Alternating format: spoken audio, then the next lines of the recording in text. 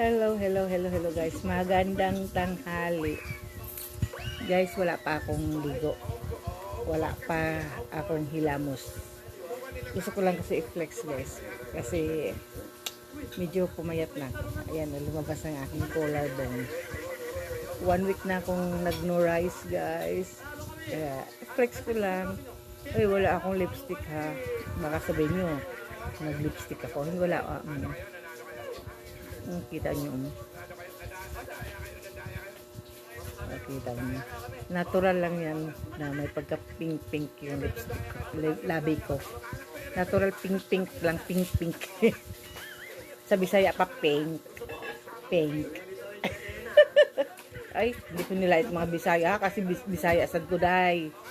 Laruhanan nyo kayo tako kay kung Bisaya guys. Diba? Ayun lang po. Hasta la besta, bebe.